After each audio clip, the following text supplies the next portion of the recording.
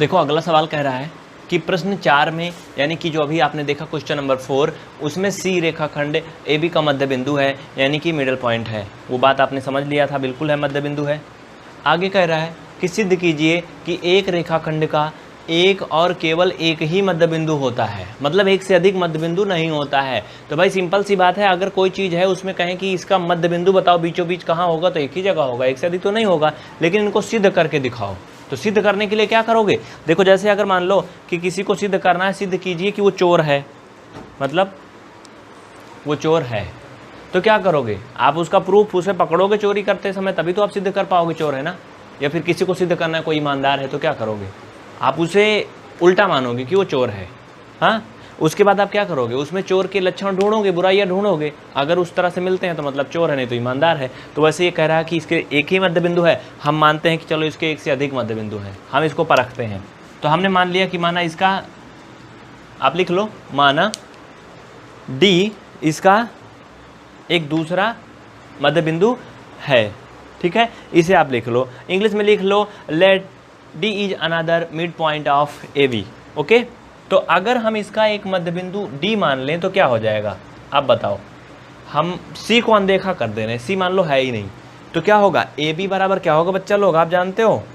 A B बराबर आपका ये हो जाएगा, लेकिन हमें ए बी निकालना भी है, ए डी। एक मिनट रुके रहो, ए और डी। ए डी बराबर क्या होगा? हाफ ए बी होगा। बोलो होगा कि नहीं?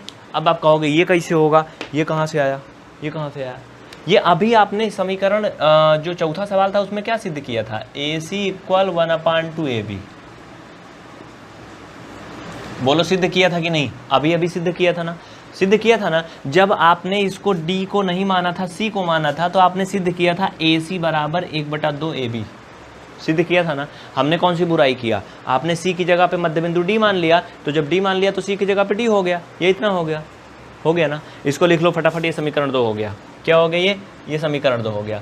अब समीकरण 1 और 2 से, समीकरण 1 और 2 से आप देखो तो समीकरण 1 और 2 में बच्चा लोग इसका राइट साइड बराबर है।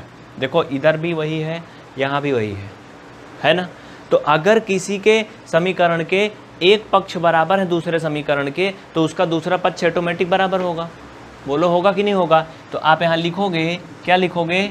लिखो जल्दी से, समीकरण 1 और 2 से, समीकरण 1 और 2 से लिख दो जल्दी से। तो क्या हो जाएगा? ए सी इक्वल ए डी, मतलब ए सी जो है वो ए डी के इक्वल हो गया। अब क्या सिद्ध हो गया कि नहीं?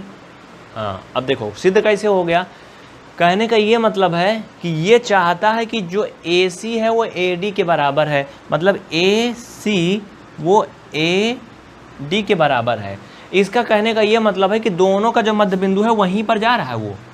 अगर ये अलग अलग आया होता तो सिद्ध हो जाता कि ये मध्य बिंदु है, लेकिन जो ए सी है, ए सी उसी के बराबर ए डी है, ए डी का कोई अलग से मान नहीं आ रहा है। देखो हो गया बराबर ना।